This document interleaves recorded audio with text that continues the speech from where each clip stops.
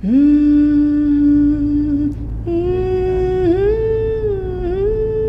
vaig arribar a Mauritània em van sorprendre moltes coses, però principalment la nul·la accessibilitat per a algú que vagi amb cadira. De fet, em van tindre que baixar de l'avió en braços. Aquí el clima és extremadament sec i per això hi ha tan poca població. Una quinta part dels seus habitants pateixen una gran manca d'alimentació, especialment els nens.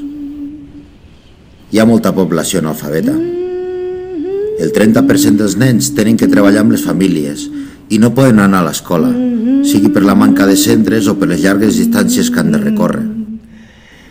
L'educació, l'accessibilitat a tots els nivells i la malnutrició són els grans problemes on hi cal lluitar.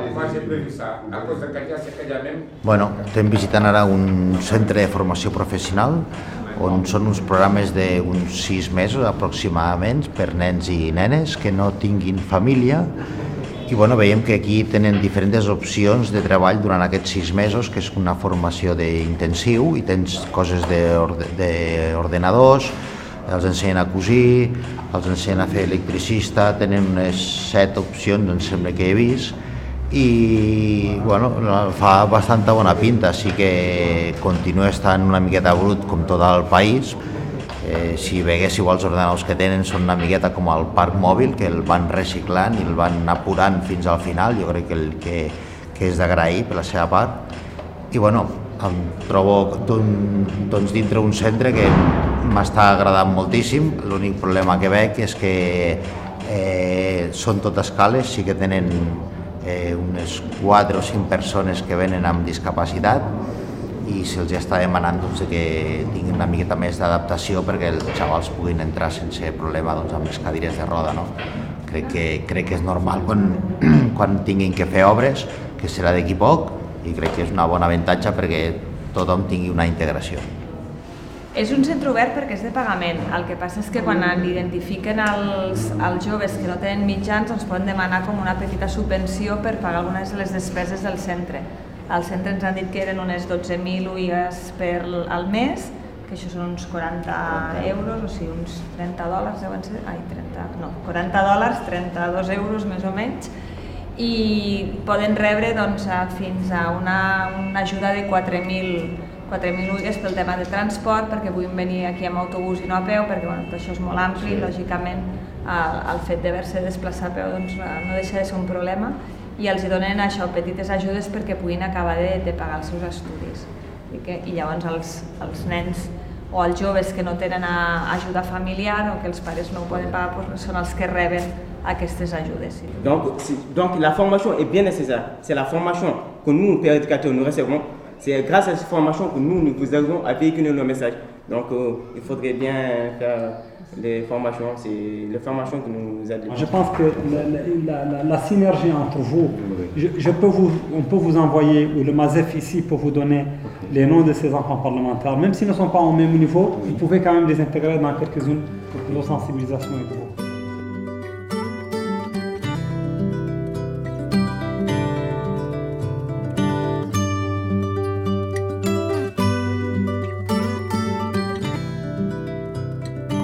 Qualsevol llibre d'aquest doncs,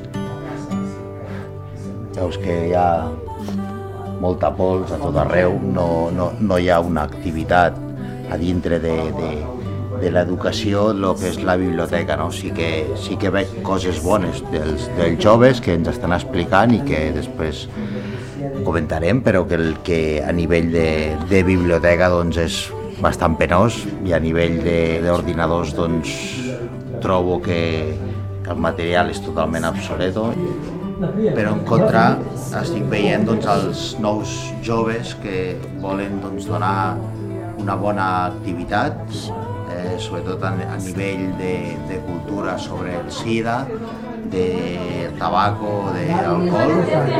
Si on nous dit à des fois, vous si tu tombes dans le piège. Oh, quel piège! Alors là, soyons préservatifs. Utilisons quoi Hem vist en dos pobles lluny de la capital verdaderament dones lluitant pel seu porvenir i per la seva independència, i he vist gent molt compromesa amb el que és el major potencial del país, que és la joventut. No? Hem vist diferents centres de genesa, de joventut, en què verdaderament veus nois espavilats, amb ganes de fer coses, i que verdaderament l'únic que necessiten és una oportunitat per sortir cap endavant. No? Aquestes són les activitats que fa al centre de joves durant l'any. Això són sensibilitzacions del dia del rentat de mans. Aquí també hi ha per aquí doncs, del sanejament, hi ha sensibilitzacions que fan dels drets de la dona i dels infants, jornades també amb les dones. La veritat és que, a més, UNICEF jo crec que el que té és que busca la sostenibilitat de les coses. Vull dir, no està donant caritat, sinó que està donant una primera empenta a aquella gent que verdaderament s'ho mereix. Estimula la responsabilitat i són tots projectes d'incentius més que de caritat. On croit que c'est joli alors qu'il y a beaucoup de choses qui se cachent dedans, surtout les maladies, parce que ça cause le cancer. Et les gens le font, pour eux c'est très joli, ça attire et ça fait tout, mais ils ne savent pas les côtés néfastes, négatifs.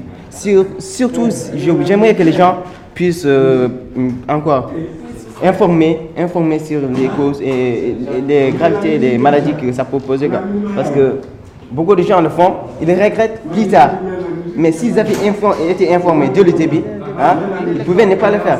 Mais c'est après, avec l'âge, qu'ils vont commencer à savoir que c'est néfaste. Mais il n'y a plus de solution. Ils sont maintenant... El que ens han explicat aquí a la Casa dels Joves és que quan van sobretot sobre el terreny, com que ja sabem que a Mauritània tenen quatre llengües nacionals, doncs el que els hi passa més sovint és que a l'hora de comunicar-se quan fan el porta a porta o quan fan les campanyes de sensibilització, doncs aquest és un problema. Sí que és veritat que també han comentat que un cop aconsegueixen comunicar-se, doncs la gent està molt oberta, que sobretot els joves amb els que parlen i amb els que sensibilitzen per temes de transmissió de malalties sexuals o de transmissió de la sida, doncs tots o una gran majoria doncs, van a fer-se el test del VIH per conèixer el seu estat i així doncs, poder continuar sent negatiu en el cas de que sigui negatiu, i també reben la formació i la informació necessària per saber què han de fer en el cas de que el resultat sigui seropositiu. Penso que comparat amb l'última vegada que vam venir, doncs aquí s'ha avançat molt, perquè quan vam venir el 2008 doncs, el tema de la sida encara era una mica tabú, els joves no tenien tota aquesta autonomia que ara veiem que tenen, que hi ha, doncs, en el cas de Nouakchott, doncs, a cada departament, a cada petita zona doncs, tenen la seva xarxa de joves, i doncs, això els ajuda molt a participar de la societat i que siguin els mateixos joves els que formin a altres joves, que és la millor manera d'arribar a ells. Sends me away. What more can I say? This is love and devotion. It looked into my eyes, but came as no surprise. This is love and devotion, my friend. Love and devotion has got me again. Love and devotion.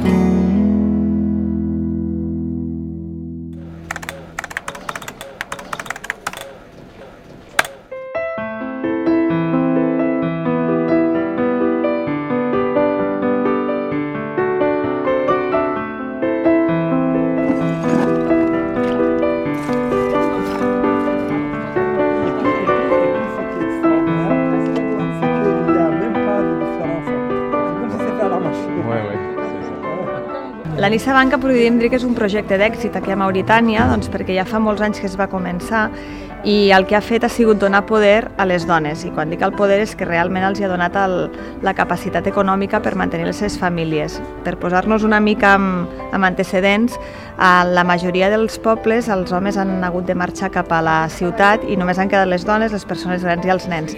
El fet de crear la Nissa Banca i que les dones fessin petites cooperatives i muntessin els petits negocis els hi ha donat la possibilitat de quedar-se a casa i tenir uns ingressos per mantenir la família. Com altres llocs del món, he pogut comprovar que les dones són un motor molt important, que es mereixen i tenen el privilegi de tenir microcrèdits que fan servir responsablement, i el país està fent un esforç per donar molta més educació de la que ha tingut tradicionalment en els nens. Està tot per fer, però hi ha una sèrie de llavors verdaderament important. Aquests dies ens han explicat que el Departament de Boguer han arribat a fer 555 projectes.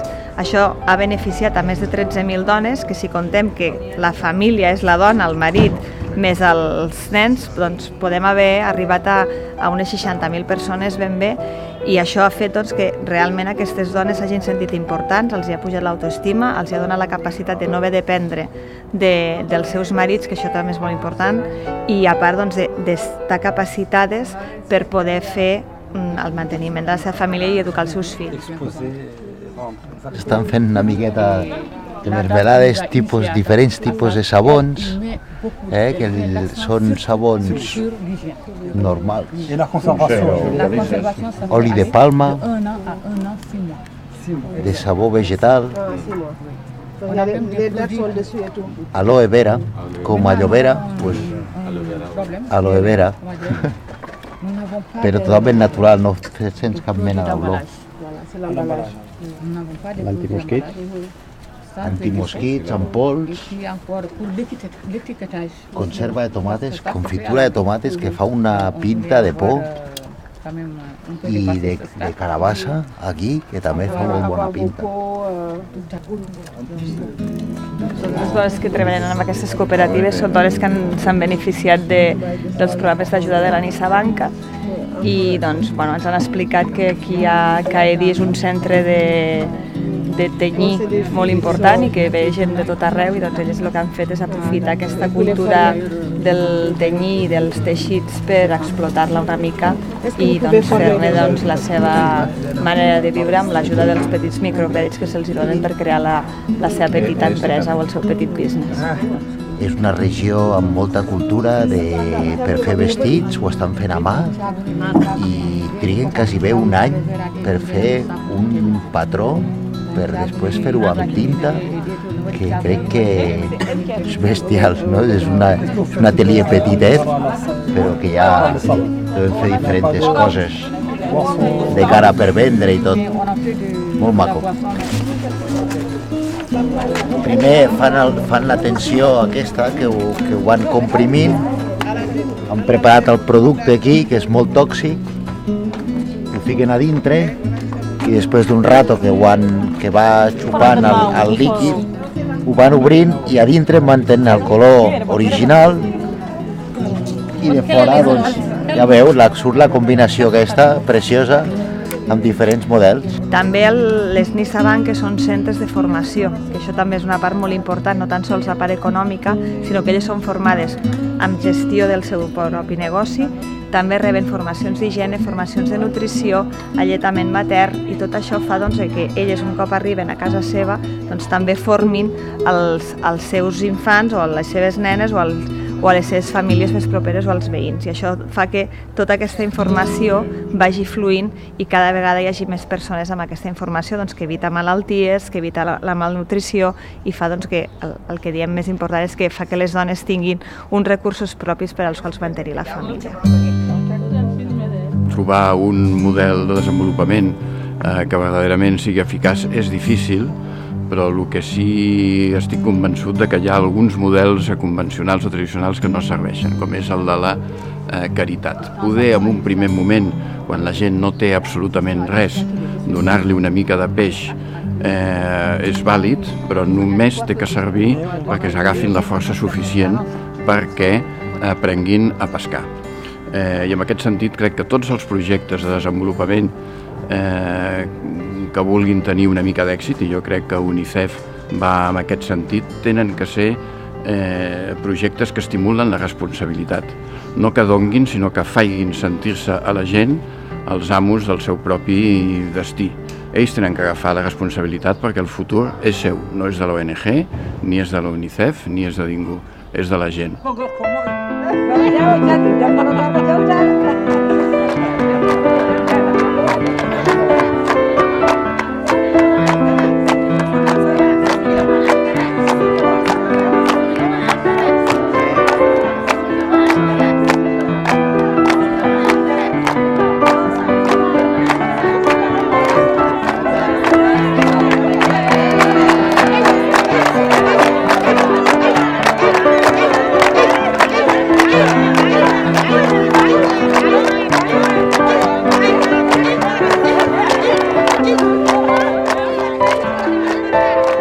Bueno, ja heu vist, no?, que és perquè se't fiqui la pell de gallina, no? Coses que s'han de canviar en aquest món, que ja estem al 2000 i pico, i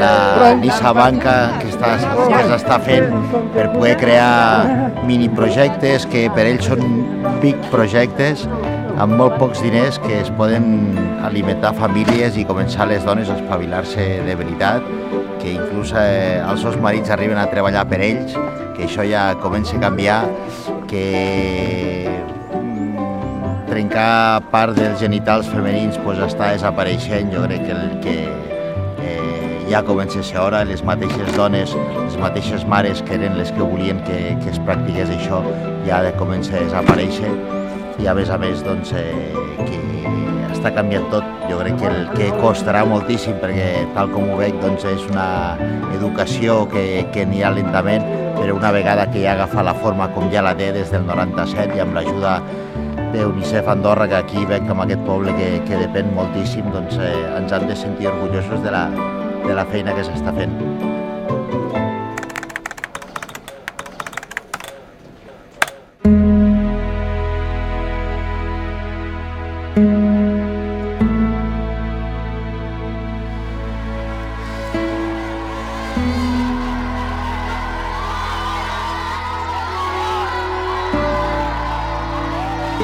Han vist que els nens una miqueta d'excitació quan ens han vist, juguen a pilota, les nenes salten a corda, els han vist que estan com una miqueta separats, no hi ha cap nen amb discapacitat estudiant aquí, no es pot accedir, una de les coses que miraran, la gent que té discapacitat estan més aviat cap a casa. Estem parlant de discapacitats físiques, no paràlisi cerebral, ni psíquiques, ni res, que sí que necessitarien una escola a part. Els que tenen dificultats motrius tampoc estan a l'escola, i crec que seria una miqueta important de poder que hi hagi una miqueta d'integració pels nens, tant per un costat com per l'altre. El que no tindrien que fer és estar a casa i més aviat estar amb els nens, que per alguna cosa tenen la seva edat, i les edats dels nens van passant i que han de disfrutar conjuntament. Excusez-moi, le camarade, donc juste jeter l'ordinateur chez lui. Sinon, on va vous amener la guitare et puis jouer, on va danser. Bueno, que aquí tenim una evolució de lo que fa una associació molt petita, amb molt pocs diners, estan començant a desenvolupar un tipus de handibike, més que per fer esport, per tindre una miqueta d'independència als nens i als que no són tan nens. Primer busquen una miqueta algunes cadires amb l'adaptació per tindre un pupitre dintre de classe, que ja és un bon invent, perquè aquí les classes ja no estan gens adaptades. I la segona, les bicicletes aquestes que estem veient, que és una adaptació que jo també l'he portat, que es fabriquen molt més evolucionat a Europa, però aquí està donant la possibilitat de que els nens i la gent que sigui més gran, que pugui tindre una independència per poder anar des de casa a la feina, per poder anar a la biblioteca, que també hi van, a estudiar i sobretot, el que és més important, a la gent que ja pugui treballar, d'anar a treballar, no? Quan arriben al lloc de treball o quan arriben a casa es treuen l'aparato i el deixen allà al costat i veiem que és una miqueta, per nosaltres ho trobem una miqueta rudimentari, entre cometes, però que aquí reaprofiten el que són les parts de les bicicletes antigues, li fiquen solament un pinyó i ara estàvem doncs, intentant d'evolucionar una miqueta, no? Depèn de la discapacitat, els he dit doncs, que en comptes de ficar-ho amb els dos pedals així, doncs que vagi amb els dos pedals d'aquesta forma, perquè gent que no té tant equilibri com jo doncs ens va molt millor. La següent evolució podria tindre frenos, que aquí tenen la sort de que tot és molt pla, però bueno, ja veieu que amb poques coses es fa el que nosaltres diríem que fem el món petit, aquí el fan molt gran.